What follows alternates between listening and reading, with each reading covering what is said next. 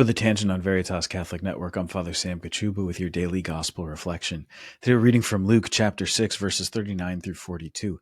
This gospel passage ends with that very famous teaching of Jesus. If you wish to remove the splinter from your brother's eye, remove the wooden beam from your eye first. Then you will see clearly to remove the splinter. We're often quick to point out the problems or the shortcomings of others. But Jesus tells us to first recognize our own shortcomings and problems. First, repent of the sin in your own life before you go pointing out the sins of another. This is really good and healthy relational advice. If I want to get along well with the people around me, I need to have the humility to recognize that I'm not such a perfect person. I'm not as good as I sometimes want to think that I am. So it's good for me to recognize the wooden beam in my own eye, but this requires a disposition of humility. So here's a way that I have found can be really helpful to live out this gospel passage. And that is anytime there needs to be a serious discussion or anytime I need to go into a particular meeting or something that's maybe a little bit more challenging, if I have the opportunity,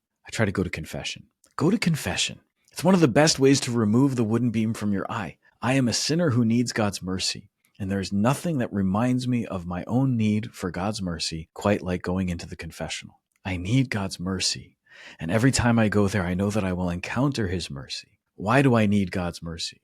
Because if I want to serve my brothers and sisters, if I want to build them up in faith, if I want to help them to get better, the only way I can remove the splinter from their eye, the only way that I can offer them anything is if the witness of my own life acknowledges my shortcomings and my need for God's mercy, because we all need that mercy.